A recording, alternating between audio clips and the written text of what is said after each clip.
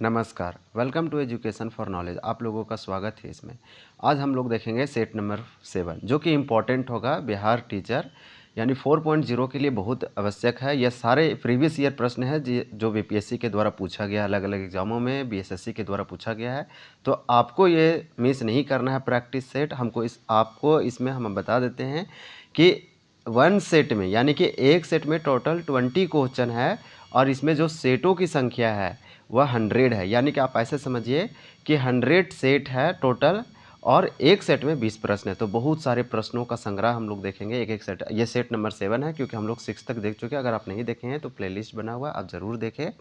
तो आप बिहार टीचर के लिए या फिर और तमाम एग्जाम, बिहार एसआई हो, बी17 फर्स्ट बीपीएससी हो, इसी प्रकार से अगर आप देखिएगा तो वहाँ पे जितने भी पुलिस है, तो बिहार के सारे एग्ज़ामों के लिए इम्पॉर्टेंट है। अगर आप कोई एग्ज़ाम की तैयारी कर रहे हैं तो आपको ये अवश्य देखना चाहिए क्योंकि जीके जो है इम्पॉर्टेंट रोल निभाता है। इस प्रकार से अभी फिलहाल ही में 17 बीपीएससी हुआ तो वहाँ से जो बिहार स्पेशल के क्वेश्चन पूछे गए हैं, तो जो हम बना रहे थे उससे भी पूछा गया और लोग भी बताए थे उसी से भी। तो आपको रिविज़न करता ही रहना पड़ेगा।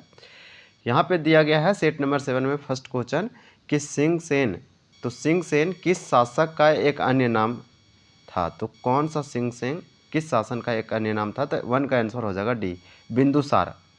तो सिंह सेन किस शासक का एक अन्य नाम था? तो आप ऐसे इसको याद रखें कि बिंदुसार का दूसरा नाम था सिंह सेन और लोग बिंदुसार को ही सिंह सेन बोलते थे। तो इसलिए इसका आंसर डी होगा फर्स्ट का। क्वेश्चन नंबर 2 देखेंगे। क्वेश्चन नंबर 2 में दिया गया है बिंबा, गोपा और भद्रकच्छा आदि किस रानी के अन्य नाम थे? फिर ये नाम से है यानी कि पॉपुलर नाम है तो आपसे पूछा जाएगा। ये हिस्ट्री के अंतर्गत है और बिहार का हिस्ट्री बहुत इंपॉर्टेंट है तो यहाँ से पूछा जाएगा। जैसे हम लोग देखें कि बिंदुसार को, अभी हम लोग देखें कि बिंदुसार को यहाँ पे सिंहसेन के नाम से, तो बिंदुसार को सिंहसेन। इसी प्रकार से यह कौन सी रानी है जिसको बिंबा, गोपा और भद्रकच्छा के नाम से जाना जाता है? तो आपको बता दें कि ये रानी है यशोधरा। यानी कि यशोधरा का दूसरा नाम बिंबा, गोपा, भद्रकच्छा आदि नामों से जाना जाता है। मिथिला शैली में बाँस की आकृति किसका प्रतीक है? अगर हम मिथिला शैली में बात करें, अगर आप बिहार का चित्रकला और वास्तुकला टॉपिक पढ़े होंगे तो उसमें ये क्वेश्चन था, यानी कि ये दिया गया है और ये क्वेश्चन पूछा गया है बीपीएससी के द्वारा कि मिथिला शैली में बाँस की आकृति किसका प्रतीक है? तो आपको बता दें इसका 3 का आंसर ये होगा वंश वृद्धि का। वंश डायनेस्टी का जो डेवलपमेंट होगा, वृद्धि होगा, यानी वंश वृद्धि का ये जो प्रतीक है, एक सिंबल है बाँस की आकृति। और ये किस में? तो मिथिला शैली में। तो मिथिला शैली में बाँस को बहुत महत्वपूर्ण माना जाता है और फिर इसका महत्व बहुत ही ज़्यादा है। बिहार प्रांतीय कांग्रेस का दूसरा अधिवेशन किसके प्रयत्नों से हुआ था? किसके रिक्वेस्ट से, किसके प्रयत्नों से बिहार प्रांतीय कांग्रेस का दूसरा अधिवेशन? यहाँ पे सेकेंड अधिवेशन पूछा जा रहा है आपसे बिहार प्रांतीय कांग्रेस का। तो ये कौन व्यक्ति थे जिनके ये यहाँ पे उनके सहयोग से या फिर उनके बोलेंगे कि उनके प्रांत से हुआ है? तो यहाँ पे जो आंसर होगा इसका वह क्वेश्चन नंबर 4 था, इसलिए 4 का आंसर बी हो जाएगा। और बी में दिया गया, आप देख पा रहे होंगे, दीप नारायण सिंह। तो अगर ये क्वेश्चन पूछता है तो आपको मारना है दीप नारायण सिंह। यानी कि बिहार का जो द्वितीय प्रांतीय सम्मेलन है, अधिवेशन है, वो दीप नारायण सिंह के रिक्वेस्ट पर होता है।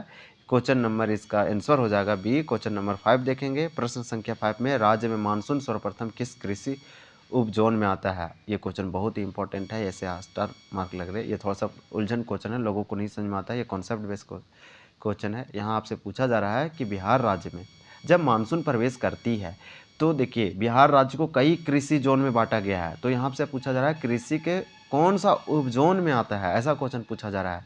तो अगर आप देखिएगा बिहार राज्य में जब मानसून इंटर करती है तो वो लगभग मिड जून के आसपास करती है। तो जो ये उप जोन में आती है वह है जोन 2, यानी बिहार राज्य के कृषि उप जोन 2 में सर्वप्रथम मानसून इंटर करता है। तो इसका आंसर भी हो जाएगा। क्वेश्चन नंबर 6 देखेंगे। जयप्रकाश नारायण अंतर्राष्ट्रीय हवाई अड्डा किस जिले में अवस्थित है? यानी कि आपसे पूछा जा रहा है जयप्रकाश नारायण अंतर्राष्ट्रीय हवाई अड्डा, तो 6 का आंसर हो जाएगा ए, पटना। पटना का जो इंटरनेशनल हवाई अड्डा है इसका नामकरण जयप्रकाश नारायण के नाम पे किया गया है। जयप्रकाश नारायण के लोग जेपी बोलते हैं, लोकनायक भी बोलते हैं, क्योंकि ये भारत छोड़ो आंदोलन में अपना महत्वपूर्ण भूमिका निभाए थे। इसलिए जयप्रकाश नारायण के नाम पर ही इस पटना हवाई अड्डे का नामकरण किया गया है, जो कि एक इंटरनेशनल एयरपोर्ट है। पटना इसका आंसर होगा। बहुत इंपॉर्टेंट क्वेश्चन था, आपसे पूछा जा सकता है। हजारीबाग जेल से जब दीपावली का त्यौहार था तो ये जेल जेल से भाग गए थे। कौशल को अंतिम रूप से मगध में किसके शासनकाल में मिला लिया गया था? यानी आपसे पूछा जा रहा है कौशल को अंतिम रूप से मगध में किसके शासनकाल में मिला गया था? जब कौशल को मिलाया जा रहा था मगध में, तो उस समय कौन शासन कर रहा था? उस समय किसका शासन चल रहा था? वही आपसे पूछा जा रहा है। तो 7 का आंसर हो जाएगा बी। बी में अजातशत्रु। यानी मगध के शासक, या फिर ऐसे बोलेंगे कि मगध का शासनकाल जब अजातशत्रु का चल रहा था, तो कौशल को पूरे तरह से मगध में मिला लिया गया और वह शासनकाल अजातशत्रु का था। यानी ये अजातशत्रु का ही काम था। चंद्रगुप्त मौर्य को भारत का मुक्तिदाता किसके मुक्ति दिलाने के कारण कहा गया? देखिए, चंद्रगुप्त मौर्य को भारत का मुक्तिदाता बोला जाता है। भारत का मुक्तिदाता, ये किसको मुक्त दिलाने के कारण इसे भारत का मुक्तिदाता बोला गया? चंद्रगुप्त मौर्य को। तो 8 का आंसर हो जाएगा ए। ए में है यूनानियों। यानी कि यूनानियों को मुक्ति दिलाने के कारण भारत का मुक्तिदाता चंद्रगुप्त मौर्य को बोला जाता है। अब हम लोग नेक्स्ट प्रश्न देखेंगे। इसको एक बार पॉज करके आप समझ लें। अगर नहीं समझ में आया है तो ये इंपॉर्टेंट क्वेश्चन है, ये सारे पूछा हुआ क्वेश्चन है, तो आपको इसको छोड़ना नहीं है। देखिए, सफलता कभी इजी से नहीं मिलता है। आपको सफलता की राह आसान नहीं होता है, आपको हार्ड वर्क करना पड़ेगा। इसी प्रकार से क्वेश्चन नंबर 9 देखेंगे। पूछा जा रहा है चूनापुर हवाई अड्डा पूर्णिया किस प्रकार का हवाई अड्डा है? सबसे पहले आप आइए इसमें याद कर ले कि चूनापुर हवाई अड्डा पूर्णिया जिला में है। तो बिहार के पूर्णिया जिला में चूनापुर हवाई अड्डा है। ये किस प्रकार का हवाई अड्डा है आपसे पूछा जा रहा है। तो 9 का आंसर जो है ये हो जाएगा रक्षा, यानी डिफेंस से रिलेटेड। यहाँ पे जितने भी डिफेंस से रिलेटेड एक्टिविटी होती है, कार्य यहाँ क्रियाकलाप होती है, तो चूनापुर हवाई अड्डा पूर्णिया में है जो रक्षा से संबंधित है। नेक्स्ट देखेंगे, क्वेश्चन नंबर 10 में दिया गया है बिहार का पहला हिंदी समाचार पत्र बिहार बंधु कब शुरू हुआ? तो बिहार का पहला हिंदी समाचार पत्र बिहार बंधु कब शुरू हुआ, यही पूछा जा रहा है। तो 10 का आंसर हो जाएगा सी, 1874 ईस्वी में।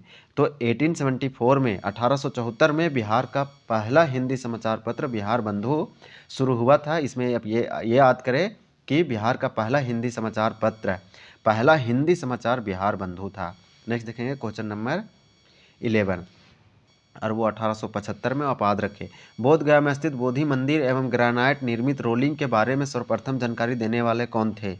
तो 11 का आंसर हो जाएगा बी, कनिंघम। कनिंघम कौन थे? तो भारतीय पुरातत्व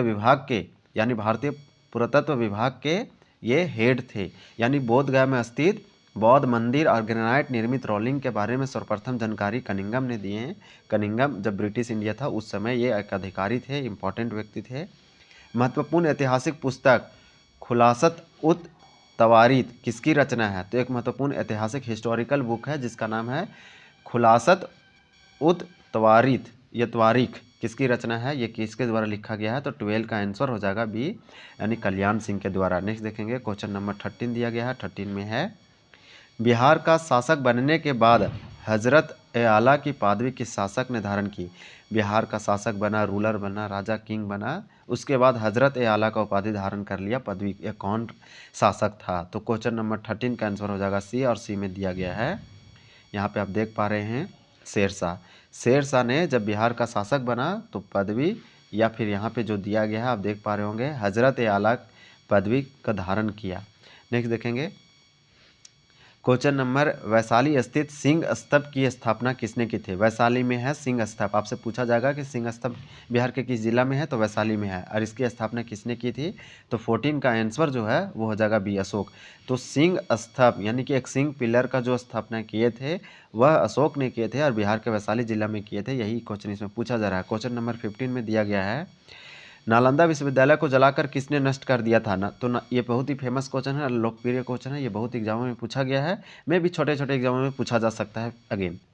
तो 15 का आंसर हो जाएगा सी, बख्तियार खिलजी के द्वारा नालंदा विश्वविद्यालय को जलाकर नष्ट कर दिया गया या राख कर दिया गया।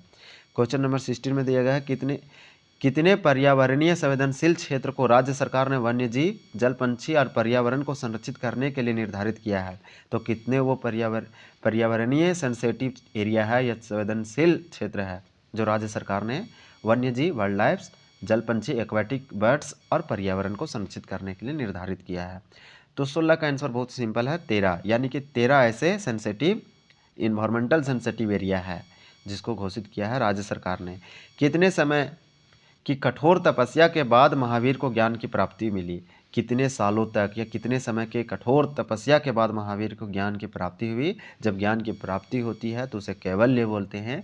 17 का आंसर हो जाएगा बी, यानी 12 वर्षों तक कठोर तपस्या करने के बाद महावीर की ज्ञान की प्राप्ति होती है। क्वेश्चन नंबर 18 दिया है, ब्रिटिश के दौरान भारत का हालत पर किस ब्रिटिश शासक ने टिप्पणी लिखी थी। तो 18 का आंसर हो जाएगा डी, ए बी सी तीनों, यानी कैथरीन मेयो, एल्डस हक्सले और चार्ल्स एंड्रयूज। ये सब व्यक्ति जो थे वो भारत के यानी ब्रिटिश शासन के दौरान भारत के हालत पर ये सब ब्रिटिश टिप्पणी लिखी थी। तो यहाँ पे याद रखें, एल्डस हक्सले और चार्ल्स एंड्रयूज और कैथरीन मेयो। नेक्स्ट क्वेश्चन है 19, भारतीय पुरातत्व विज्ञान का जनक किनको कहते हैं। यानी भारतीय पुरातत्व विज्ञान का जनक, तो 19 का आंसर होगा सी, याद रखें। अभी इसके बारे में ही हम बता रहे थे। कनिंघम जो है ये भारतीय पुरातत्व विज्ञान का जनक माना जाता है और यही फर्स्ट इसके प्रेसिडेंट भी थे। क्वेश्चन नंबर 20 है, किला ए कोहना मस्जिद का निर्माण किसने और कहाँ करवाया था। ऑप्शन है शेरशाह दिल्ली, परवेज पटना, औरंगजेब दिल्ली, बलबन हिसार। इस क्वेश्चन का आंसर आपको करना है, यानी क्वेश्चन ऑफ द डे रहेगा। और ये 20 क्वेश्चन है, इसके बाद इधर आंसर दिया गया है, आप देख पा रहे होंगे। तो अगर वीडियो पसंद आया है तो चैनल को जरूर सब्सक्राइब करें। Thank you for watching this video.